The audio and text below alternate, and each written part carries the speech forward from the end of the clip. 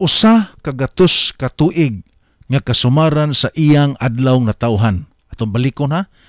Usa kagatos katuig nga kasumaran sa iyang adlaw nga tawhan.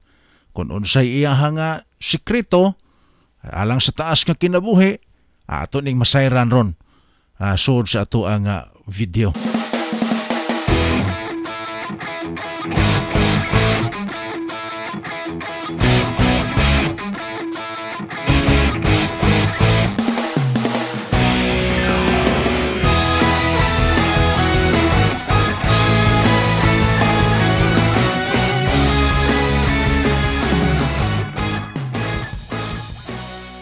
Hunyo 1 tuig 2020, lisod sa sulti ni natay fish mask ay. Pagka-pilit-pilit ng dila.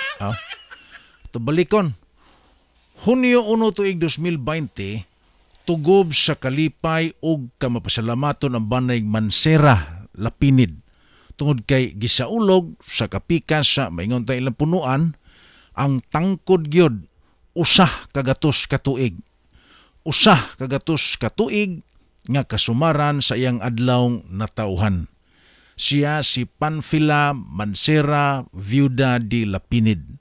Si Panfila o Manay Panfila sa iyang mga suod ug mga silingan, ikatulo sa napo ka mga anak sa magtiayong Valentin Mansera ug Merced Watin. Siya byuda ni Anheng Tranquilino Lapinid ug lumad nga taga Tuyom, Dakbayan sa Karkar, Sugbo. Sgutan taning Tuyom kaya tanan mo asa ning Tuyom. Kining barangay Tuyom, usa sa 15 ka mga barangay sa Dakbayan sa Karkar sa Bagatang Lalawigan sa Sugbo. Klaro na, usa ka coastal barangay o barangay nga nag-ubay sa dagat, anaa sidlakang bahin at bangyod sa lalawigan sa Bohol. Taga Bohol, kitaan ra ni. Balik ta manay. Kaya manam to sa Tuyom mo to. Balik ta manay.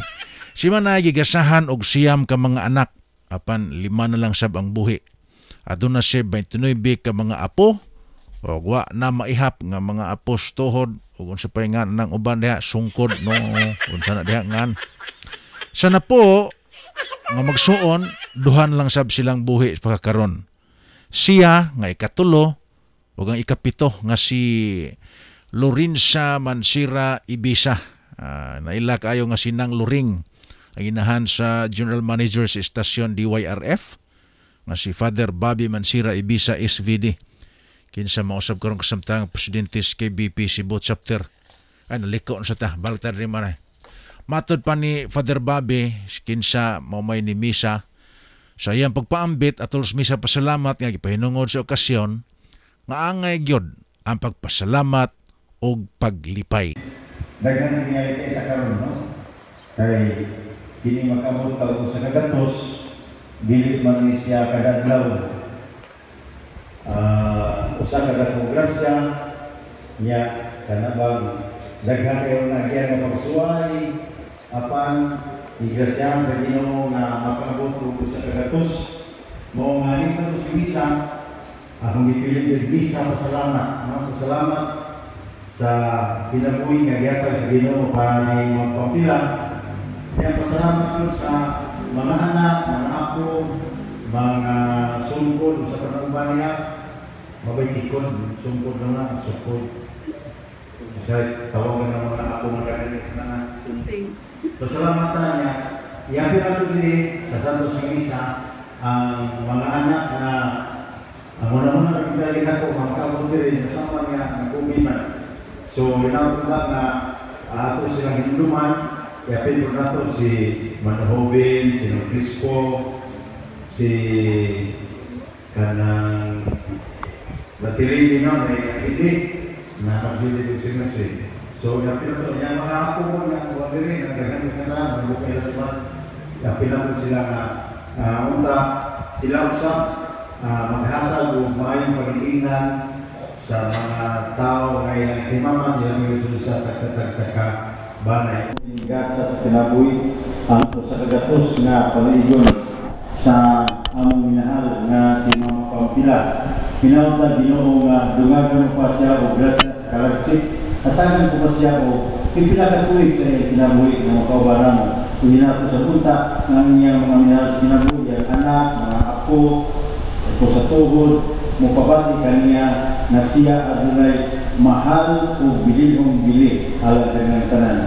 Kung hinayon mo ito kami kang Santa Maria Virgen na aming inahan sa manunubos o ganahan namin itubos na unta iyaray sa kanunay sa iyang kupok sa pagigugma sa mga pampila sa tanan adlaw sa kinabuhi. Kaya di pangayo, pinagin ni Kristo ang Ginoo.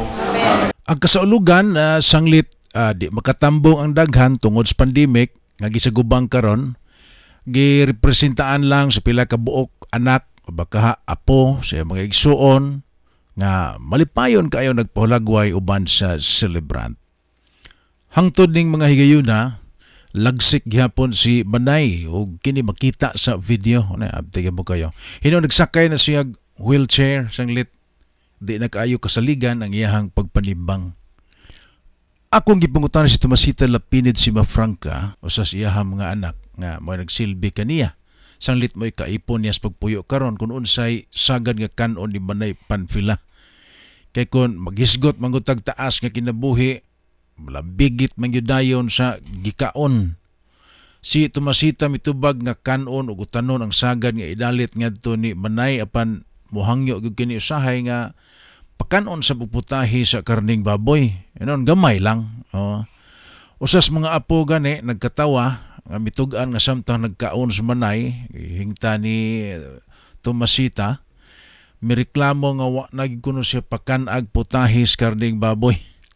Apan ang gihungit niya ng higayuna humba nga karning baboy.